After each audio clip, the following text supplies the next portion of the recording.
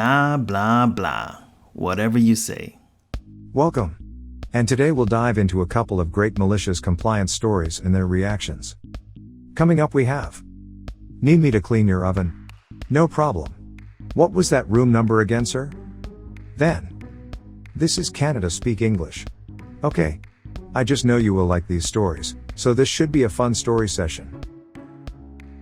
Hi, this is Derek. I just put the Drama Llama, Fred, back in his pen so that I can do this quick video for you with some of the stuff that Fred found on Reddit earlier today. If this is your first time watching our videos, help me out by watching to the end, and then giving me some feedback in the comment area below. I do respond to every single one, so don't be shy. And if you want more of these videos daily, don't forget to like and subscribe, with notifications turned on for this channel. Oh boy, let's get ready for some malicious stories. Jaded Crow posted: Need me to clean your oven? No problem. This happened to me when I was a field tech for a commercial restaurant repair company. The company charged $110 per hour. Port to port. Meaning from the time I left the shop till I returned. Being from the Southwest, I resemble much of the BOH staff and working on ovens. I was usually dirty as well. On this particular day, the chef had called in a service call for a convection oven that wasn't working. And I had just finished ordering the parts. When some top brass from the front office came in the kitchen to harass the BOH staff, I suppose. One dude in a pair of khakis and a button-up asked me why the ovens were as dirty as they were. And I said, got no idea. Well, you need to get them cleaned up. Now usually I would have told him to kiss my butt and walk out, but this particular day I decided to help him out. So I stayed a couple of hours and cleaned up his oven. At $110 an hour. Of course, he disputed the invoice and threatened not to pay. But I had parts on order for another piece of equipment. And if you don't pay, I don't come back and put your poop back together, so yeah, he paid. What are your thoughts on Jaded Crow's story? Please share in the comments below.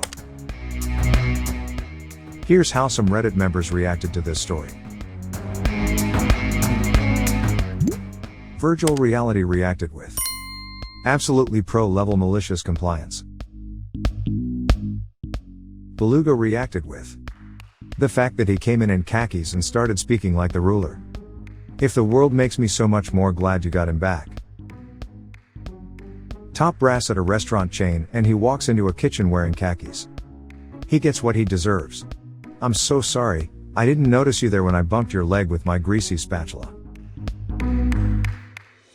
Mr. Forgetty Pants reacted with: The chef was probably thrilled someone was actually cleaning the kitchen.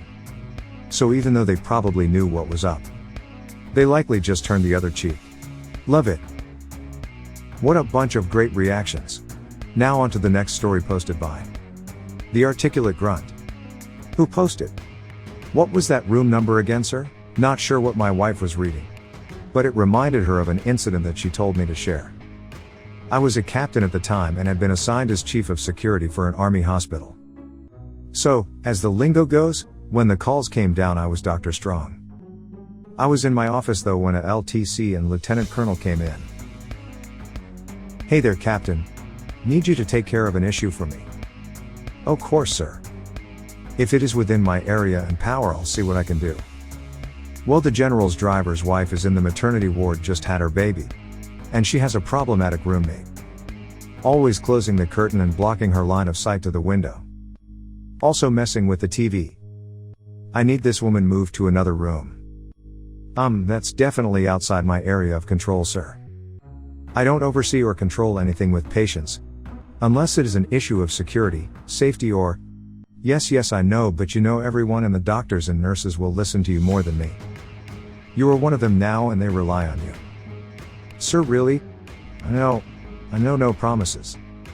This would really make the general happy though. His driver is like a second son to him, so I would really owe you. It's room number XYA. Just give it your best for a fellow infantryman, okay? Breath deep, wait a minute. What room number again, sir? He smiled. XYA. Roger, sir. I'll look into it and do my best. I've got a couple favors I might be able to use. Outstanding. Thanks. And he left. So on up I went to maternity to find the head nurse. She was not pleased as apparently the LTC had been up there earlier trying to sling his weight around, and came to find me when it had no effect. I pointed out the room though and she smiled. We both chuckled a little bit and I asked, "So, can you help me out with making this all be good? Please?" Giving me a big friendly smile, "Well, the corner room is open. We could move the bothersome lady in there though she will likely have a new roommate later today. Then again once the bed is clean and reset we will likely be putting another lady in with the driver's wife too. Matter of fact." She paused looking over files. "It will probably be Mrs. Hispanic lady having her fourth kid. She was likely to be going in the corner room but with the move, she would have to go in with the driver's wife." Me, "Well if that's how it has to be. As long as we can accommodate the LTC's request." Head nurse, "Okay, but you are helping move the lady out of the room." Me, "Yes ma'am, of course." The lady who had been causing such disturbances for the driver's wife was quite calm, and gave no issues with the move nor even asked any questions. I called the LTC once it was done, and made sure to tell him I had no concrete knowledge if, or when a new roommate might be moved into the room, but that the staff was really not happy with the move and extra work. He thanked me and I never heard anything of it again. The entertaining part of the whole thing? The bothersome lady who got the room with the better view. The woman who had kept closing the curtain for some privacy. And turning down the loud crap the driver's wife kept putting on the TV. Was my wife who had just had our first kid. I have been instructed to stop trying to apologize. And explain things to the folks calling out the term Hispanic as racist.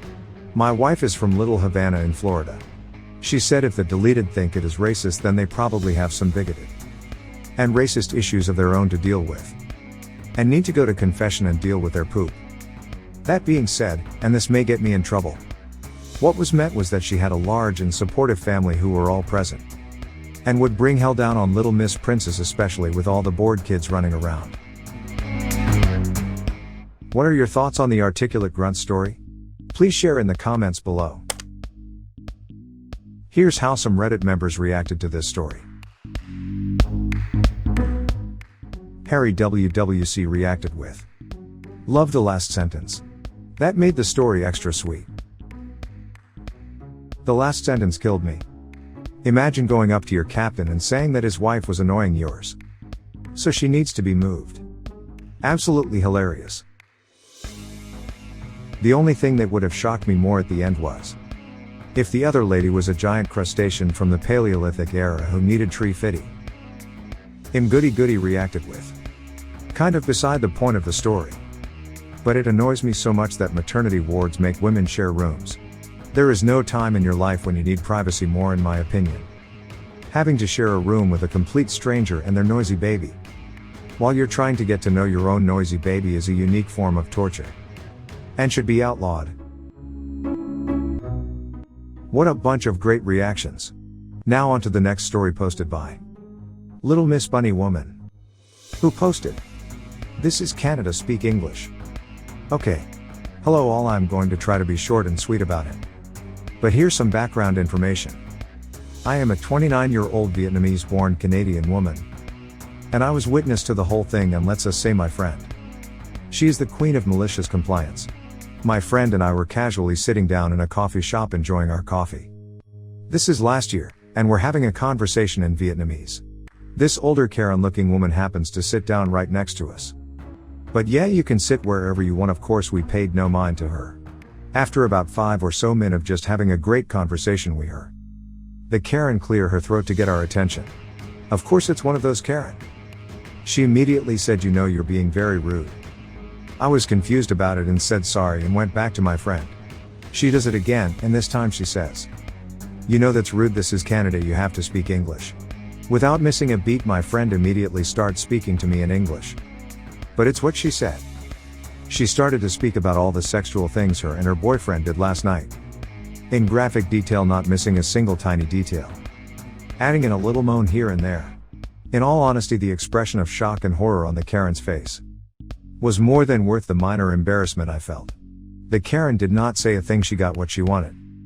She did stand up and leave. What are your thoughts on Little Miss Bunny Woman's story? Please share in the comments below. Here's how some Reddit members reacted to this story. Ratmaster999 reacted with, "This is Canada. We're bilingual here. Start speaking French." Would also have been an appropriate response. I have done that when someone told me to go back on the boat. I said in French I came on an airplane. Then she looked puzzled. So I said, "This is Canada, we speak French and English. But if you don't understand, I'll translate if you can't speak the languages. Maybe you should get back on the boat." It shut her right up. Mobile Busy reacted with, "Someone tried to use 'You're in America, speak English' on me once. Once, I said, 'Nah buddy, this is Brooklyn.' And went right back to talking in Yiddish. Because it was in effin' Brooklyn." And finally, the MCP reacted with, "I'm in Massachusetts.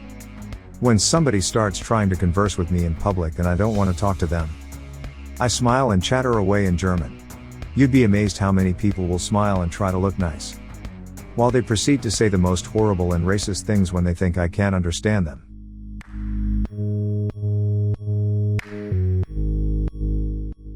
Well, there you have it. A perfectly great set of reactions from a bunch of upstanding citizens. Help support this channel by smashing the like and subscribe buttons. And hit that silly little bell as well to ensure you get the latest videos as they come out. Fred is always finding stuff for me to post regularly. So this is Derek signing off. Thanks for watching.